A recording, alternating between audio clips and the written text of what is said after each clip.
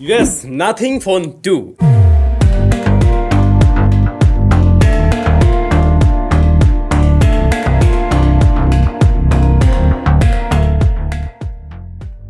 এইটার ফুল রিভিউর জন্য আপনারা অধীর আগ্রহে ওয়েট করে আছেন তো, রাইট? কারণ এইটার ফার্স্ট ইমপ্রেশনের ভিডিও আমি মনে আরও 15 দিন আগে দিয়ে ফেলছিলাম, বাট ফুল রিভিউ আর দেওয়া হচ্ছিল না।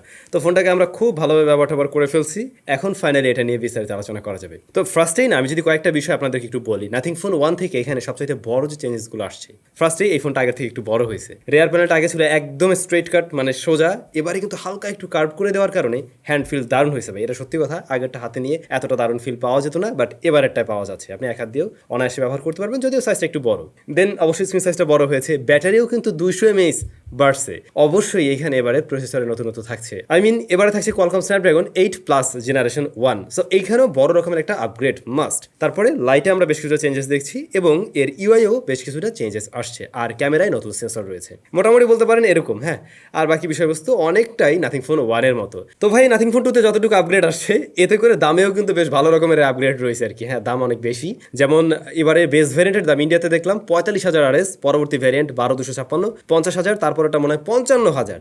এখন বাংলাদেশের কি অবস্থা? বাংলাদেশের দামের অবস্থা একদম স্যারাভেরা। দামটা নিয়ে আমি আর এখানে বলতে গেলাম না, ডেসক্রিপশনে দেওয়া আছে, আমি ইন্টারন্যাশনাল প্রাইসটাই মেনশন করে দিলাম।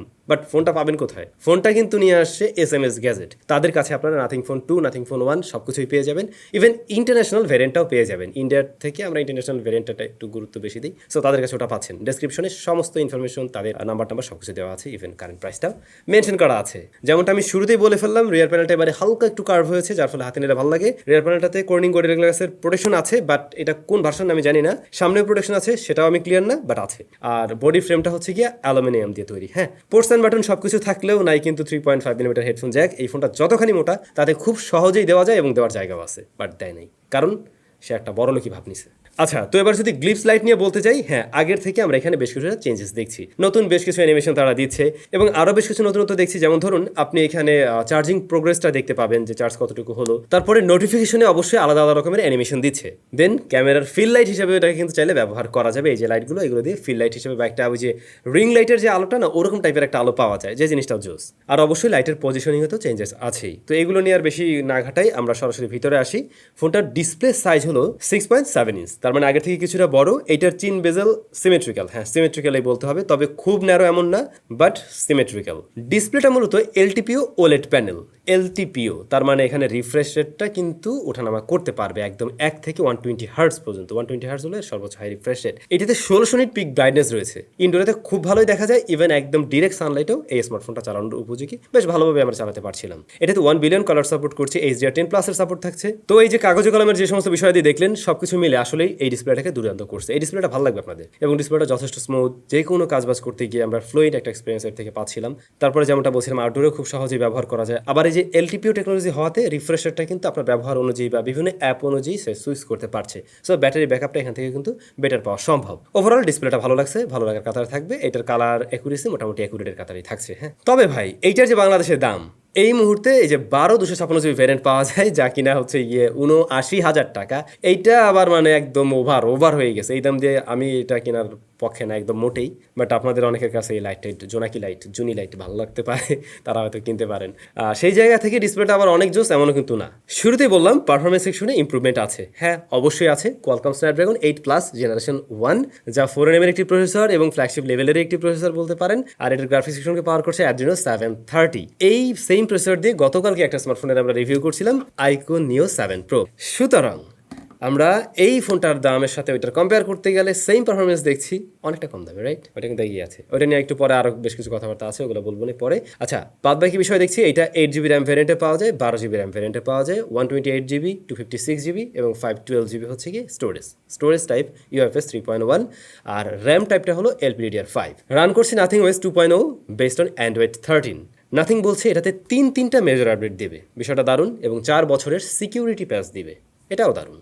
আচ্ছা, তো এই যে প্রসেসর এবং এর যে নতুন UI আমরা এখানে দেখছি, সব কিছু মিলে দুর্দান্ত পারফরমেন্স দিয়েছিল। এটার অ্যানিমেশনগুলো খুবই জোস ছিল এবং খুবই ফাস্ট কাজ করছে। যে কোনো অ্যাপ থেকে আরেক অ্যাপে সুইচ করা, মানে একদম ফ্ল্যাগশিপ লেভেলের স্মার্টফোন থেকে যেমনটা আমরা আশা করি ওইটা এখানে দিচ্ছে। আমাদের ব্যবহারে আমরা কখনো ফ্রিজ হয়ে যেতে বা আটকে যেতে দেখিনি, তবে আমি বাইরের কোনো এক রিভিউয়ারে দেখছিলাম যে ফোনটা একবার আটকে গিয়েছিল। এই ধরনের এগুলো আসলে বাগেই বলা যায়, সো এটা নিয়ে প্যারা খাওয়ার কোনো কারণ নেই। আবার লং রানেও দেখছিলাম ফোনটা খুব একটা গরম হচ্ছে না, যখন একটু হেভি কাজবাজ করবেন তখনও এই ফোনটা খুব বেশি গরম হয় না। থার্মাল থ্রোটলিং কিছু আছে। এবারে বলছিলাম নাথিং ওএস 2-তে কিন্তু বেশ কিছু নতুনত্ব থাকছে। হ্যাঁ, এখানে নতুনত্ব আপনি পাবেন, যেমন ধরুন আমরা সবাই জানি যে স্ক্রিনে ডাবল ট্যাপ করলে হয়তো ফোনটা লক হবে। হ্যাঁ, এটাও হয়, তবে যখন লক হচ্ছে দেখুন ওই জায়গাটাতেই কিন্তু আলোটা শেষ হচ্ছে, তো এটা আপনি যেখানে ট্যাপ করবেন ওই জায়গাটাতে। বিষয়টা দেখে অনেক কাছে ভালো লাগতে পারে। তারপর দেখলাম বেশ কিছু দারুণ দারুণ উইজেটস রয়েছে এবং আপনি সেগুলোর মাঝে স্ক্রোল করতে পারবেন। এর যে আইকনগুলো সবগুলোকে ব্ল্যাক মোডেও রাখতে পারবেন। নাথিং মোড নামে একটা মোড আছে, বাট সেটা করতে গেলে সবই ব্ল্যাক হচ্ছে, কিছু কিছু অ্যাপস আবার একটু তার নিজস্ব কালার থাকে। এই জিনিসটা আবার উইয়ার্ড লাগছে। সম্পূর্ণ জায়গাটা যদি কালো হইতো তাহলে দেখতে আরো বেশি সুন্দর লাগতো আর কি। এই যে আপনারা দেখলেই হয়তো বুঝবেন, আমি যেখানে ব্ল্যাক করে দিলাম সব ব্ল্যাক, বাট এই যে দুই একটা অ্যাপস কিন্তু অন্য কালারে আছে, এরকম আর কি। আবার ধরুন আমাদেরকে ওয়াইফাই অন অফ করার জন্য বা অন্য যেখানে, যেমন ধরুন টর্চ, এই যে টগলটা এইটাকে যদি আপনি চান সামনে নিয়ে আসতে পারবেন, স্ক্রিনে নিয়ে আসতে পারবেন। এটাও একটা দারুণ বিষয়। তো এরকম বেশ কিছু চেঞ্জেস এবারে এখানে আসছে। ও আরেকটা বিষয় হলো আপনি চাইলে অবশ্যই অ্যাপ লক করতে পারবেন সরাসরি ফোন থেকে।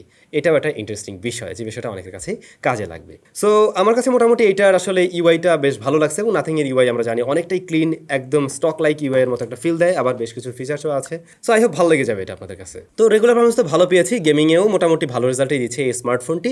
যেমন ধরুন আমরা পাবজি খেলছিলাম, তারপর অ্যাসফল্ট 9, সিওডি, তারপরে হচ্ছে গিয়ে জেনশন ইম্প্যাক্ট, প্রত্যেকটা গেম থেকেই বেটার রেজাল্ট দেখছি। আমরা পাবজির ক্ষেত্রে এইচডিআর এক্সট্রিমে প্লে করতে পারছিলাম, যেখানে আমরা দেখছিলাম খুব ভালোভাবে প্লেয়াবল রেজাল্ট দেয়, যদিও স্মুথ এক্সট্রিমে আমরা আরো বেটার রেজাল্ট পাচ্ছিলাম, এবং লং রানেও দেখছিলাম ফোনটা খুব একটা গরম হচ্ছে না পাবজিতে। এছাড়াও জেনশন ইম্প্যাক্ট আমরা ট্রাই করছিলাম মিডিয়াম 30 FPS এ, যা আমাদের এই স্মার্টফোনে খুব ভালো রেজাল্ট দিচ্ছিল।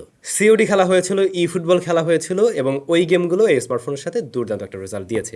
অবশ্যই বলা যাবে না যে এটা এই বাজেটের একদম সেরা গেমিং ফোন, এই বাজেটে তো বলাই যাবে না, কারণ সেখানে আরও যে ফোন আপনি পেয়ে যাবেন অবশ্যই, তো গেমিং এর জন্য সেটা আরো বেশি ভালো ডিল হবে। এখন যদি এই পারফরমেন্স সেকশনে সেটার সাথে কম্পেয়ার করেন তাহলে ভাই এইটা উইনার একদম, কারণ অনেকটাই প্রায় 40,000 টাকা কমে এটা পাইতেছেন, 40 না 30,000। কি করা উচিত এটা আপনি নিজেই ভালো করে বুঝবেন আর কি। হ্যাঁ, আমার কোনোভাবেই মনে হয় না এই দামে এই জিনিস ঠিক আছে। আচ্ছা, এরপর যদি ক্যামেরা সেকশনে যাই, রেয়ারে সেই আগের মতোই দুইটা সেটআপ দেখছি, 50 মেগাপিক্সেলের এবং 50 মেগাপিক্সেলের। তবে এবারে মেইন শুটার এখানে কিন্তু নতুন সেন্সর থাকছে, সনি IMX890, আর পরবর্তী সেন্সরটা আগের সেন্সর অর্থাৎ নাথিং ফোন 1-এ যে 50 মেগাপিক্সেল আলট্রাওয়াইড ছিল ওটাই রয়েছে। এবারে মেইন শুটারে আমরা কালার টালারের নতুনত্ব দেখছি। হ্যাঁ, একটু কন্ট্রাস্টই লাগছে আগের থেকে, এবং কালার আসলে একটু বুস্টেড টাইপের, আমার কাছে একটু স্যাচুরেটেড টাইপের মনে হয়েছে, বাট ভালো করে লক্ষ্য করা যায় 1 থেকে এখানে ডিটেল মোটামুটি বেশ ভালোই রয়েছে। ডাইনামিক রেঞ্জটা ওয়াইডার আগের থেকে অনেক বেটারভাবে হ্যান্ডেল করতে পারছে, এক্সপোজার ব্যালেন্স এটা ট্রু, বাট ওই যে কালারটা একটু বুস্টেড লাগছে আর কি আমার কাছে। এর বাইরে লো লাইটে আমি এক্সট্রাঅর্ডিনারি দেখি নাই, লো লাইটটা কাইন্ড অফ আমার কাছে নাথিং ফোন 1-এর মতোই লাগছে। তবে আমার মনে হয় নাথিং ফোন 1-এ আপনাদের হয়তো খেয়াল আছে ফার্স্টের দিকে ক্যামেরা কিন্তু খুব একটা ভালো ছিল না, বাট এই মুহূর্তে দাঁড়িয়ে নাথিং ফোন 1-এ ক্যামেরা কিন্তু অনেক ভালো হয়ে গেছে। 40,000 টাকার মধ্যে ওটা একটা one of the best phone ক্যামেরার জন্য। এইটার ক্ষেত্রে হতে পারে এমনটা যে নতুন কোনো আপডেট দিয়ে তারা আরও বেটার করার ট্রাই করবে। লো লাইটের কন্ডিশন ছিল একদমই অ্যাভারেজ। দেন আলট্রাওয়াইডে গেলে আলট্রাওয়াইডটা আমি দেখছি আসলে 50 মেগাপিক্সেল হিসাবে অনেকের চাইতে বেটার রেজাল্ট দিচ্ছে, এটা ট্রু।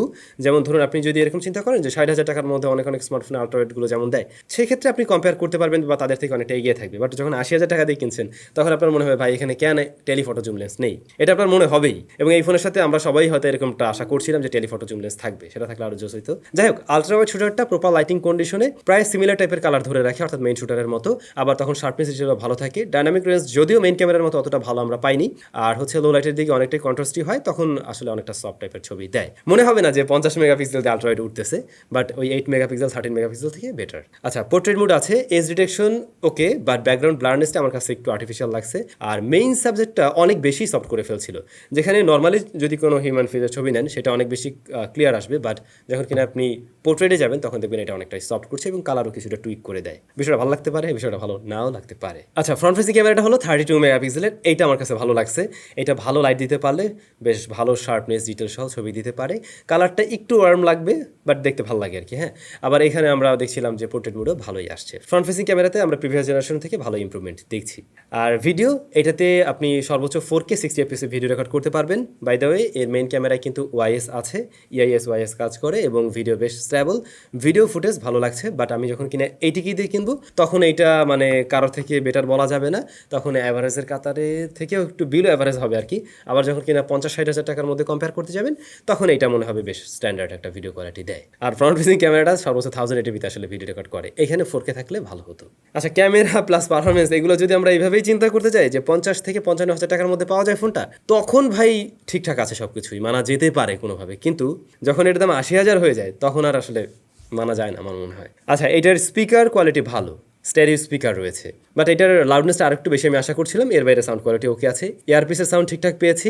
ব্যাটারি রয়েছে 4700 mAh-এর, সাপোর্ট করে 45 ওয়াটের চার্জিং সিস্টেম, যা আবার আপনি এই বক্সে পাবেন না। তবে এটা ওয়্যারলেস চার্জিং সিস্টেম সাপোর্ট করে এবং 15 ওয়াট সাপোর্ট নেয় আর কি। হ্যাঁ, এটার ব্যাকআপ ভালো, একদিন চালানো যায় খুব সহজেই, ইভেন 120 হার্জ অন রেখেও। আর বাকি প্রয়োজনীয় সেন্সরসগুলোতে আছে, জাইরোস্কোপ সেন্সর আমরা টেস্ট করে দেখছিলাম, খুব ভালোভাবে স্মার্টফোনের সাথে রেজাল্ট দিচ্ছে আর কি। সো এই তো নাথিং ফোন টু আসলে ওভার প্রাইসড, সোজা কথা একটাই। সেটা আপনি বাংলাদেশে বলেন, ইন্টারন্যাশনালি বলেন, ইন্ডিয়াতে বলেন। সো এটাই, বাংলাদেশে এটার দামটা কমুক এমনটাই আমি আশা করব, এবং দাম কমলে গিয়ে এটা আপনারা নিতে পারেন। আদারওয়াইজ যদি মনে হয় না আমার জোনাকি লাইটের জন্য হলেও এই ফোন লাগবে, তাহলে ভাই এটা আপনি নেবেন আর কি। বাট আমার মনে হয় দাম কমলে পরে নেওয়াটা বুদ্ধিমানের কাজ। তো ভাই ব্রাদার, আপনাদের কাছে কেমন লাগছে এবারে Nothing Phone two must comment করে জানাবেন। দেখা হচ্ছে নতুন ভিডিওতে, টাটা।